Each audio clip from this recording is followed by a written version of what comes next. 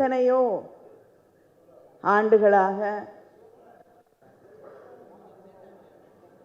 புத்தகங்களிலே, சுவரொட்டிகளிலே புரட்சி என்ற சொல்லை நினைக்கும் பொழுதெல்லாம் கண்முன்னால் வந்து நிற்கக்கூடிய அந்த முகத்தின் சாயலை இந்த மேடையிலே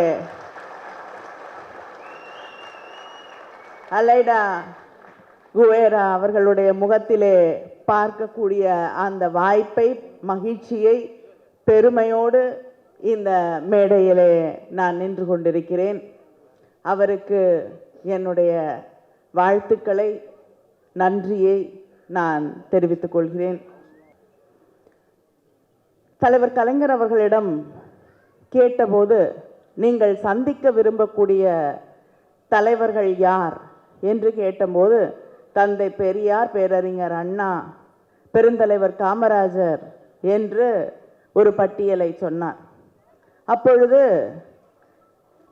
அவர்கள் மறைந்துவிட்ட தலைவர்கள், இப்போது நம்மோடு வாழ்ந்து கொண்டிருக்கக்கூடிய தலைவர்களில் நீங்கள் யாரை சந்திக்க விரும்புகிறீர்கள் என்று கேட்டபொழுது, தலைவர் கலைஞர் அவர்கள் முதலில் சொன்ன பெயர் ஃபிடல் காஸ்ட்ரோ அவர்கள், அடுத்து சொன்ன பெயர் சேகுவாரா அவர்கள். இந்த இரண்டு தலைவர்களையும் தான் நான் சந்திக்க விரும்புகிறேன், விழைகிறேன் என்று. ஏனென்றால் ஒரு புரட்சி என்று சொல்லும் பொழுது, இந்த உலகத்திலே எத்தனை காலங்கள் கடந்தாலும் புரட்சி வெற்றி பெறும். புரட்சிக்கான நம்பிக்கை, அந்த நம்பிக்கையின் வடிவமாக, சின்னமாக இருப்பது கியூபாவும் சேவும் என்றால் அது மிக இல்லை. இன்றைய இளைஞர்கள் கூட தன்னுடைய சட்டையில அந்த முகத்தை வைத்து கொண்டுதான் இந்த உலகத்தை தன்னால் மாற்றிவிட முடியும். இந்த உலகத்தை நியாயமான ஒன்றாக, அத்தனை பேருக்கும் வாய்ப்பளிக்கக்கூடிய ஒன்றாக, சமூக நீதி இருக்கக்கூடிய ஒன்றாக, எல்லோரையும் ஒருங்கிணைக்கக்கூடிய, உள்ளடக்கிய ஒன்றாக மாற்றிவிட முடியும் என்று நம்பிக்கையோடு வளைய வருகிறார்கள் என்றால், இந்த இளைஞர்கள் கியூபாவிலே நடத்தி காட்டி சாதித்த புரட்சி தான். ஆனால் தொடர்ந்து அந்த புரட்சியின் வெற்றியை ஜீரணிக்க முடியாத ஆதிக்க சக்திகள் அவர்களுக்கு எதிராக தடைகளை விதித்து கொண்டே இருக்கிறது. இங்கே இந்த மேடையிலே இருக்கக்கூடிய நம்முடைய சகோதரி அவர்கள், டாக்டர் குவேரா அவர்கள் ஒரு மருத்துவர். அவரிடம் ஒரு பேட்டியிலே கேட்டபொழுது அவர் ஒரு நிகழ்வை அதில் பதிவு செய்கிறார்.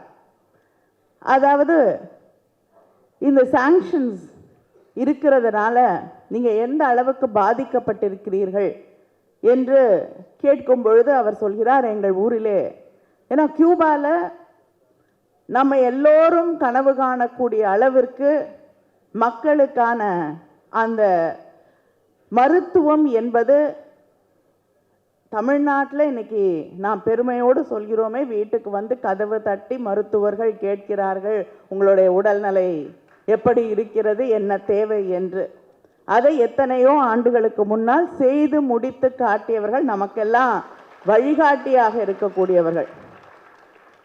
மருத்துவர்கள் மக்களோடு வாழக்கூடிய ஒரு சூழலை உருவாக்கி காட்டியவர்கள் அவர்கள். அத்தனை மருத்துவர்கள் கியூபாவில். இன்னைக்கு இந்தியாவில் இன்னும் 10,000 பேர், 1,00,000 பேருக்குள்ளுக்கு ஒரு மருத்துவர் என்று இருக்கக்கூடிய பல நாடுகளில் இருக்கக்கூடிய நிலையெல்லாம் நாம் பார்த்து கொண்டிருக்கிறோம். அதையெல்லாம் கடந்து இந்த நீட்டை கொண்டு வராமல் இருந்தால் நம்ம எதை சாதிக்க வேண்டும், சாதித்து முடித்திருக்க முடியும் என்று நினைத்தோமோ அதை கியூபா செய்து காட்டியிருக்கிறது. அப்படிப்பட்ட மருந்துகளெல்லாம் இலவசம். அப்படிப்பட்ட ஒரு நாட்டில் அவர் பேசும்பொழுது குறிப்பிடுகிறார், இந்த சாங்ஷன்ஸ், இந்த தடைகளால் ஒரு குழந்தை, எங்கள் ஊரில் இருக்கக்கூடிய குழந்தைக்கு குடலிலே ரத்தம் வந்து கொண்டே இருக்கிறது.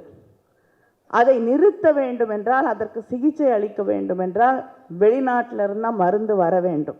அந்த குழந்தை செய்திருக்கக்கூடிய ஒரே தவறு, எங்கள் நாட்டிலே பிறந்ததை தவிர வேறு எதுவுமே கிடையாது. ஆனால் எங்களால் மருந்தை கொண்டு வர முடியவில்லை, சிகிச்சை அளிக்க முடியவில்லை என்று சொல்லக்கூடிய அளவிற்கு இந்த உலகம் அவர்களுக்கு மீதான தடையை தளர்த்தாமல் வைத்து கொண்டிருக்கிறது. உதவ வேண்டும் என்று நினைக்கக்கூடிய நாடுகளை கூட தடுத்து நிறுத்தக்கூடிய அந்த ஆதிக்கம் படைத்திருக்கக்கூடிய சக்திகள் அந்த மருத்துவ எந்த இடமா இருந்தாலும் மருத்துவ வசதிகளை நிறுத்தக்கூடாது என்பதுதான் மனிதநேயம், மனிதாபிமானம்.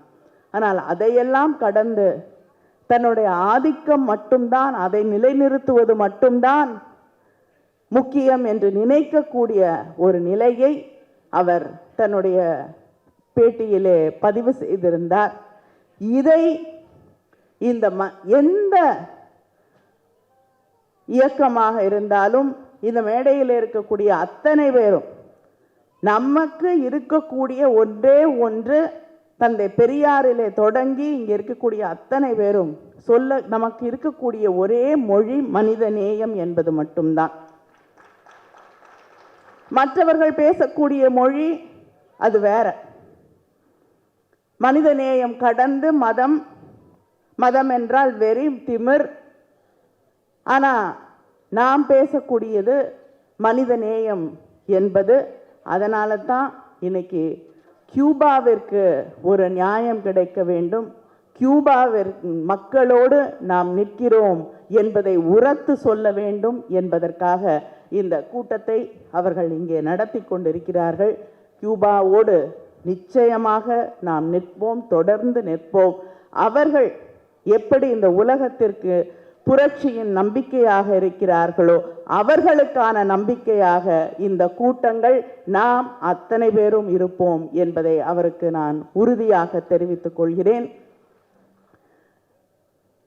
சே ஒரு முறை பேசும் பொழுது குறிப்பிட்டார், புரட்சி என்பது ஒரு பழத்தை போன்றது இல்லை, அது தானா பழுத்து கீழே விழும் என்று நாம் காத்து கொண்டிருக்க முடியாது. அதுபோலத்தான் இப்பொழுது பேசிய ஆசிரியர் அவர்கள் தமிழ்நாடு தமிழ்நாடு என்று சொல்லும் பொழுது இங்கே பெரிய ஒரு ஆரவாரத்தை என்னால் பார்க்க முடிந்தது.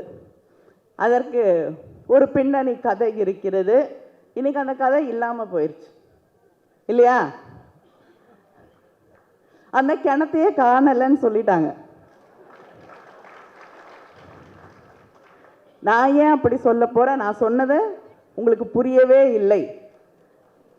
அது தப்பில்லை. அவங்க பேசக்கூடிய மொழி வேறு மொழி, நான் சொன்னேன் இல்லையா? அதுவும் நமக்கும் புரியாமல் தான் இருக்கிறது. அதனால் இன்னைக்கு நான் சொல்லாத ஒன்றை சொல்லிவிட்டீர்கள் என்று இங்கே உருவாகிய அந்த புரட்சி கனல் இன்று அவர்களை சொல்ல வைத்திருக்கிறது. அதுதான் சாதாரணமாக மக்களை உரசி பார்த்தால் தமிழர்கள் அமைதியாகத்தான் இருப்பார்கள்.